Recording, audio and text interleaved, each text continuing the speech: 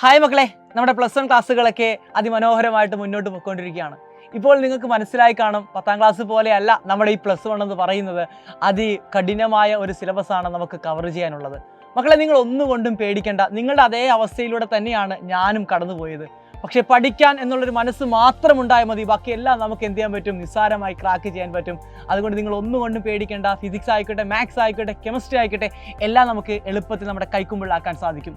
ഒരു കാര്യം നിങ്ങളോട് പറയാനാണ് ഞാൻ ആദ്യം ഉദ്ദേശിക്കുന്നത്. നമ്മുടെ ഒരു വാട്സാപ്പ് കമ്മ്യൂണിറ്റി ചാനലുണ്ട്. നിങ്ങളുടെ ഇഷ്ടപ്പെട്ട ഫാക്കൽറ്റീസാണ് അതിൽ നിങ്ങൾക്ക് വേണ്ടി വോയിസുകളും അതേപോലെ നിങ്ങൾക്ക് പഠിക്കേണ്ട കാര്യങ്ങളൊക്കെ പറഞ്ഞു തരുന്നത്. അപ്പോൾ നിങ്ങൾ ആ വാട്സാപ്പ് കമ്മ്യൂണിറ്റി ചാനലിൽ ഉടനെ തന്നെ എന്ത് ചെയ്യുക? ജോയിൻ ചെയ്യുക. ഇനി നമ്മുടെ മാറ്ററിലോട്ട് വരാം. നമ്മുടെ ഓണം എക്സാമിനേഷൻ സ്കൂളിൽ നമുക്കറിയാം. ഓണം എക്സാമിനേഷൻ ഒഫീഷ്യലായി നടന്നില്ലെങ്കിലും സ്കൂളിലെ നമ്മുടെ ടീച്ചർമാർ എന്ത് ചെയ്യും? ഓണം എക്സാമിനേഷൻ നടത്തുന്നതായിരിക്കും. അതിൽ ഫിസിക്സിന് എത്ര ചാപ്റ്ററാണ് പഠിക്കേണ്ടത്, ഓരോ ചാപ്റ്ററിലും എന്തൊക്കെ കാര്യങ്ങളാണ് നമുക്ക് നോക്കേണ്ടത് എന്നും കൂടി എന്ത് ചെയ്യാം നമുക്ക് നോക്കാം. ഇപ്പോൾ ഫിസിക്സ് നമ്മൾ നോക്കുകയാണെങ്കിൽ എനിക്കൊന്ന് സ്കൂളിൽ മോഷന് പ്ലെയിൻ വരെ ഏകദേശം കഴിഞ്ഞിട്ടുണ്ട്. നമ്മുടെ ഒരു സിലബസ് നോക്കുകയാണെങ്കിൽ laws of motion, maximum laws of motion വരെ ആയിരിക്കും നമ്മുടെ ഓണം എക്സാമിനേഷന് ചോദിക്കാൻ സാധ്യതയുള്ളത്. ഫസ്റ്റ് ചാപ്റ്ററായ യൂണിറ്റ് ആൻഡ് മെഷർമെൻറ്റ് നമുക്ക് എന്ത് ചെയ്യാം? തുടങ്ങാം. യൂണിറ്റ് ആൻഡ് മെഷർമെൻറ്റിൽ എന്തൊക്കെ കാര്യങ്ങളാണ് ഏറ്റവും ഇമ്പോർട്ടൻ്റ് ആയിട്ട് നിങ്ങൾ പഠിച്ചിട്ട് പോകേണ്ടത്? ആദ്യമായി നമ്മൾ നോക്കുകയാണെങ്കിൽ നമ്മുടെ ഫണ്ടമെൻ്റൽ ഫിസിക്കൽ ക്വാണ്ടിറ്റി ആണ്. അതിൻ്റെ SA യൂണിറ്റ് ഒക്കെ നിങ്ങൾ എന്ത് ചെയ്യുക? ഒന്ന് പഠിച്ചിട്ട് പോവുക. രണ്ടാമതായിട്ട് നമ്മൾ നോക്കുകയാണെങ്കിൽ നമ്മുടെ ഡയമെൻഷൻ അനാലിസിസ് ആണ്. ഡയമെൻഷൻ അനാലിസിൻ്റെ ആ ഒരു പ്രിൻസിപ്പിൾ ഹോമോജിനിറ്റിയും അതിൻ്റെ ആപ്ലിക്കേഷന് വരുന്ന നമുക്കറിയാം to check the correctness of an equation, അതേപോലെ തന്നെ എന്താണ് ടു ഡിറൈവ് ആൻ ഇക്വേഷൻ. ഈ രണ്ട് കാര്യങ്ങൾ നോക്കിയിട്ട് പോവുക. പിന്നെ എല്ലാ എക്സാമിനേഷൻ ചോദിക്കുന്ന സംഗതിയുണ്ട്, സിഗ്നിഫിക്കൻറ്റ് ഫിഗർ ആണ്. ആ സിഗ്നിഫിക്കൻറ്റ് ഫിഗറിൻ്റെ റൂൾസും നന്നായി പഠിച്ചിട്ട് പോവുക. സിഗ്നിഫിക്കൻറ്റ് ഫിഗർ ഇമ്പോർട്ടൻ്റ് ആണ്. അടുത്ത ചാപ്റ്ററിലോട്ട് നമ്മൾ വരികയാണെങ്കിൽ നമ്മുടെ സ്വന്തം മോഷൻ്റെ സ്ട്രെയിറ്റ് ലൈൻ എന്ന് പറയുന്ന ചാപ്റ്ററാണ്. +1 ഫിസിക്സിലെ ഏറ്റവും ഇമ്പോർട്ടൻ്റ് ആയ ഏറ്റവും ബേസിക് ആയിട്ടുള്ള ചാപ്റ്ററാണ് മോഷൻ്റെ സ്ട്രെയിറ്റ് ലൈൻ എന്ന് പറയുന്നത്.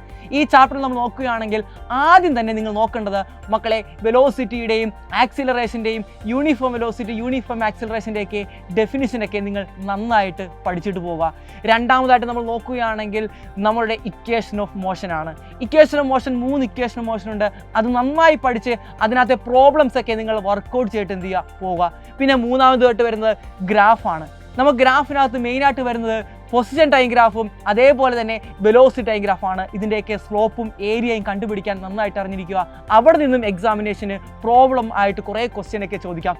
പിന്നെ ഈ ചാപ്റ്ററിനകത്ത് അവസാനം വരുന്നത് ഡെറിവേഷനാണ്. നമ്മുടെ ഗ്രാഫിൽ നിന്നും ഇക്വേഷൻ മോഷൻ ഡിറൈവ് ചെയ്തെടുക്കുക. 3 ഇക്വേഷൻ മോഷനും ഗ്രാഫിൽ നിന്നും ഡിറൈവ് ചെയ്യാൻ എല്ലാവരും എന്ത് ചെയ്യുക? പഠിച്ചു വെക്കുക. ഏറ്റവും കൂടുതൽ എക്സാമിനേഷൻ ചോദിച്ചത് പൊസിഷൻ ടൈം റിലേഷൻ നമ്മുടെ ഗ്രാഫിൽ നിന്ന് ഡിറൈവ് ചെയ്യുന്നതാണ്. ഇനി അടുത്ത ചാപ്റ്ററിലോട്ട് നമ്മൾ വരികയാണെങ്കിൽ മോഷൻ്റെ പ്ലെയിൻ എന്ന് പറയുന്ന ചാപ്റ്ററാണ്. മോഷൻ്റെ പ്ലെയിനകത്ത് എന്തൊക്കെ കാര്യങ്ങൾ നമ്മൾ അറിഞ്ഞിരിക്കേണ്ടത്?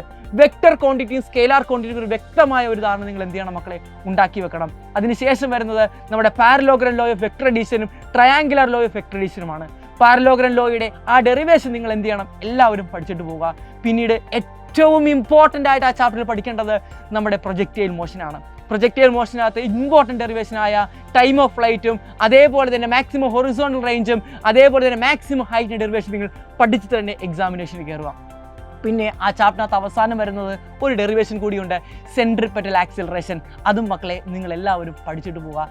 ഇനി അതിനുശേഷം വരുന്ന അവസാനത്തെ ആ ഒരു ചാപ്റ്റർ ചില സ്കൂളുകളിൽ ചോദിക്കാൻ സാധ്യത വളരെ കുറവാണ്, ചില ചോദിക്കാൻ സാധ്യതയുണ്ട്. അതുകൊണ്ട് തന്നെ നമുക്ക് അതിൻ്റെയും സിലബസ് ഒക്കെ ഒന്ന് നോക്കാം. ലോസ് ഓഫ് മോഷൻ ആണ് ചാപ്റ്റർ. ലോസ് ഓഫ് മോഷനകത്ത് ആദ്യമായി നിങ്ങൾ നോക്കേണ്ടത് നമ്മളുടെ ആ 3 ലോയാണ്. ന്യൂട്ടൻ്റെ 3 ലോയും നിങ്ങൾ നന്നായിട്ട് മക്കൾ എന്ത് ചെയ്യുക? പഠിച്ചിടുക. ഫസ്റ്റ് ലോയും സെക്കൻഡ് ലോയും തേർഡ് ലോയും. ആ സെക്കൻഡ് ലോയുടെ ഡെറിവേഷൻ FE=MA ഡെറിവേഷൻ മക്കളെ നിങ്ങൾ നോക്കിയിട്ട് പോവുക.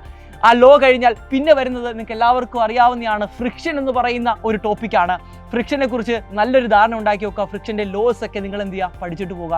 പിന്നീട് വരുന്നത് നമ്മുടെ സർക്കുലാർ പാത്തിലൂടെയും അതേപോലെ തന്നെ ബാങ്കിങ് ഓഫ് റോഡും. ഈ 2 ഡെറിവേഷനും ആ ചാപ്റ്ററിലെ ഏറ്റവും ഇമ്പോർട്ടൻ്റ് ഡെറിവേഷനാണ്. അത് മക്കളെ നിങ്ങൾ പഠിച്ചിട്ട് പോവുക. ഇത്രയും കാര്യങ്ങളാണ് നമുക്ക് ഈ +1 ഓണം എക്സാമിനേഷൻ്റെ സിലബസിൽ കവർ ചെയ്യാനുള്ളത്.